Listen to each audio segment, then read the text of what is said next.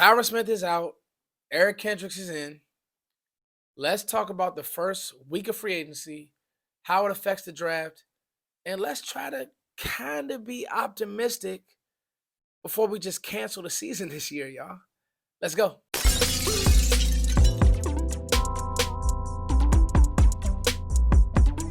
As we all know, free agency for the Cowboys is more like watching paint dry. But let's talk about some moves that's been made in the first week of free agency. You guys know Fuss is draft, build, and develop guy. But to act like free agency doesn't matter, that wouldn't be fair to the fan base. That wouldn't be fair to you all. That wouldn't even be fair to my fellow content creators, people who cover the team, everybody within the nation. It wouldn't be fair. I do have thoughts on free agency and I have thoughts on team building throughout the whole scope of things, but I want to wait till I get all the information before I make any rash decisions. Obviously, who's in? Eric Kendricks, CJ Godwin, Jordan Lewis, Trent Sieg. I felt so bad for Trent because it was like, dang, he had to be the laughing joke because the Cowboys hadn't made a move. And it was like, well, we're just going to sign our long snapper. Yeah. And then they ended up signing Eric Kendricks, and I'll get to the Kendricks signing. And then who's out? Who's not a Cowboy anymore? Tony Pollard, Tyron Smith, Dorrance Armstrong, Tyler Biadasz, Michael Gallup, Neville Gallimore, LVE. Now, some of these guys on this list are on other teams. Shout out to Tony Pollard for getting another deal. But then you have guys like LVE, who's retired. Michael Gallup is going to be let go. You're hearing that he's actually going to take a visit with Carolina. So you're happy for the guy, but obviously it wasn't working out in Dallas. What does that mean for the Cowboys? Like, what does that really mean? Well, I think of everything again, big picture, and I want to let everything play out. Even last year's draft class, I want to let last year's draft class even play out. I don't want to, I've done that before where I just jump to one conclusion or one side of the fence, and then you have to do a complete 180, 360, whatever it is. I wasn't great in math, so whatever, you got to turn around. Because why? You end up back saying, whoa, wow, I gave up on such and such too fast. Now, the Cowboys are telling you with the Eric Kendricks signing, who I think in watching his film, he was better than anything that you had at linebacker last year.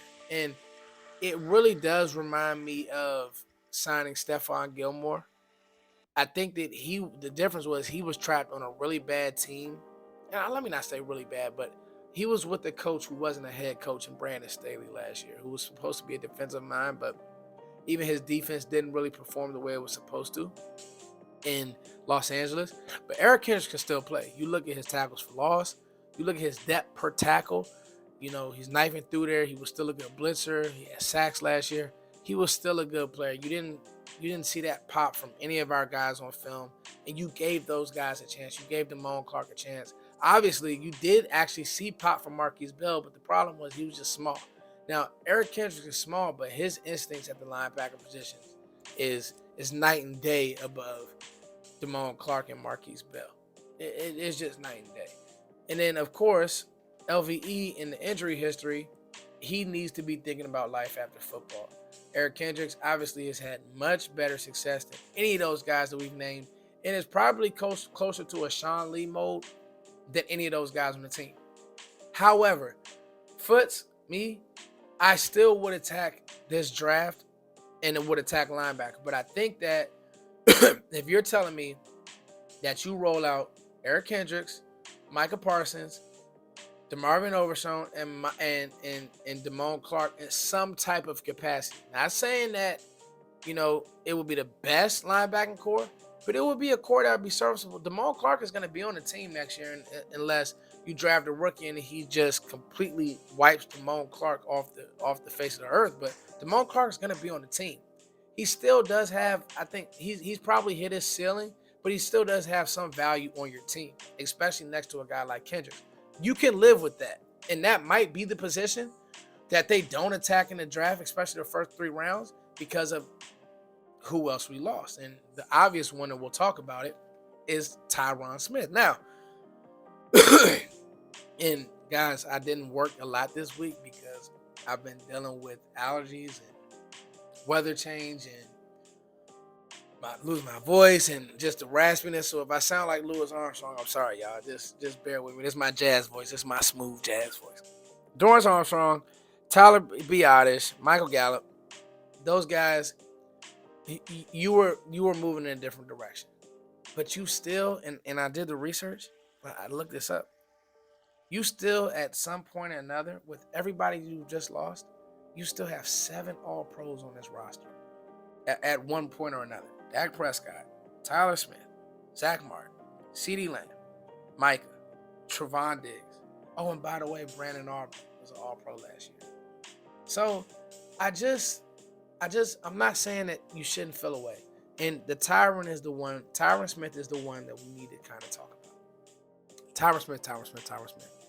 This is why I don't overreact. There was a time on this channel where I said, hey, I'm done with Tyron Smith. Tyler Smith has jumped in. He's shown who he is. Tyron's always hurt. It's time to move on. And then last year happened and he played outstanding. To me, he was a Pro Bowler. You probably could have made an argument for him to be an All-Pro. And it's like, oh man, Foots, what are we going to do without Tyron Smith? Well, this day was coming. It was coming. Just like The Godfather, somebody has to step up. Okay? Mike had to take over the family. Sonny got killed. You weren't going to leave it to Fredo. And Tom couldn't even be concierge. Mike had to run the family. Mike went away, did his time. Tyler Smith has been here. Tyler Smith is going to run this family for this offensive line. I believe that you make Tyler Smith your left tackle and you leave it alone. Some of these guys at 24, and I'm going to leave something with you guys. Some of these guys at 24 aren't ready to fill those shoes as a left tackle. I know this is, air quote, a deep tackle class. It is. But at 24, it starts to get kind of iffy, right? You'd be better off trading back or drafting a sure guard, and kicking Tyler to left tackle. That's what you'd be better off doing. And I think that him watching the true Don Corleone, Mike watching Tyler watching Mike Tyler watching Tyron for so long, I think that's going to do nothing but help him. I think that's going to make him better. And I think that's what that's inadvertently done. And so to act like that the world is falling. TJ Bass put good reps. The one that you really don't know about, two actually, is can Terrence still continue to grow? He grew, got injured, had some really bad tape, and then towards the end of the year, he played well. TJ Bass, for my money, I felt great about. And then Brock Hoffman, you don't know what's the plan for him. Do the Cowboys really like him at center? Brock seems like he's working, but the Instagram video is not going to tell you much, but it'll get the fans hype. Cool. So I just don't want to make rash decisions. And now we talk about the draft. And I'm going to put something on the screen that I want you guys to answer in the comment section.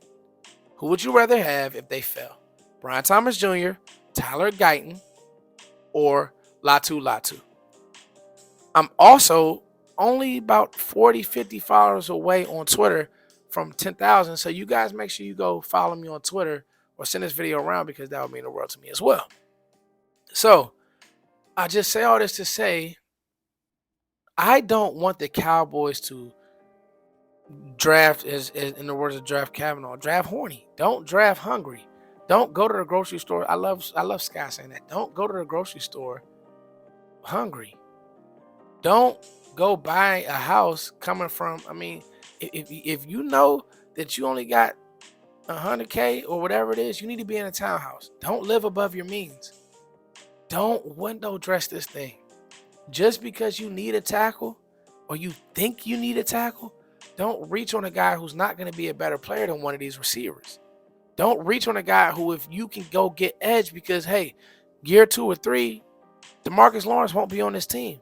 Wouldn't you like to have Latu coming off the edge with Micah Parsons if he fell? Wouldn't you like to, you get what I'm saying? Maybe Darius Robinson, whoever you have. So you really don't want to, because you need tackle, say, I got to draft a tackle. That's what the Cowboys did last year. Well, we need to stop the run. We need to draft Mossy Smith. And I'm not out on Mossy Smith, But drafting that way can hurt you. It can get you to reach. We want to run the ball. We need a run blocking tight end. You draft Luke Schoonmaker, who I think Luke Schoonmaker can still be a good player, but you're going to have another All-Pro. Let's add to that All-Pro list and Jake Ferguson. Did you really need to draft Luke Schoonmaker? Maybe, maybe not. So my plans in the draft, you still have to be BPA. You can't say I need a tackle. That's not the right way to do things. I'm going to make that stance. You guys let me know what you think. It's your boy Foots the King. Free agency week 1 recap. Are the Cowboys idiots? Is Foots the King an idiot? I hope you guys don't think I'm an idiot. It's your boy Foots. I'll be back with you guys. Mock Draft Mondays.